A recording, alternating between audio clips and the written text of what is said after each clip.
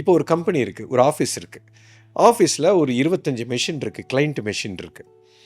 Okay, இந்த 25 computer client மெஷினும் ஒரு சர்வரோட connect ஆகிருக்கு. அந்த சர்வரில் தான் இது எல்லா மிஷினும் கனெக்ட் ஆகிருக்கு. அங்கே ஒரு டேட்டாபேஸ் அட்மினிஸ்ட்ரேட்டர், டிபிஎன்னு சொல்லுவோம், அவர் அங்கே உட்காந்துருக்கார். இப்போ நீங்கள் இண்டிவிஜுவல் மிஷினில் நீங்கள் உட்காந்துருந்தீங்க அப்படின்னா, இது உங்களோட மிஷின் மட்டும்தான் உங்கள் கண்ணுக்கு தெரியும், சரிங்களா? இப்போது இங்கே இருக்கக்கூடிய இந்த 25 மிஷினில் இண்டிவிஜுவலாக உட்காந்துருக்கிற அத்தனை பேருக்குமே அவங்களோட மிஷினில் இருக்கிற டேட்டா, அதுக்குள்ளே இருக்கிற மேனிப்புலேஷன்.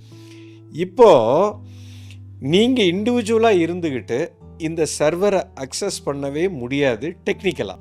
ஆனால் இப்போ உலக மக்களாகிய நம்ம எல்லாருமே இந்த 800 கோடி மக்கள் இருக்கோம் பார்த்தீங்களா?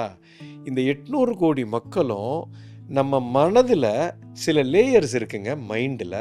அதில் ஒரு குறிப்பிட்ட லேயர், அதாவது கான்ஷியஸ் மைண்டுன்னு சொல்கிறோம். இதை பற்றி ரொம்ப விரிவாக என்னோடய வகுப்பில் நான் பேசுவேன்.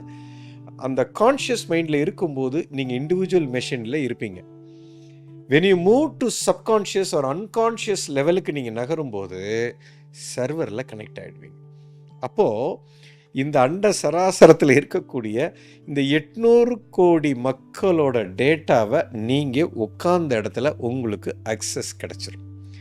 இதுதான் பிரபஞ்ச சக்தின்னு சித்தர்கள் சொல்கிறாங்க.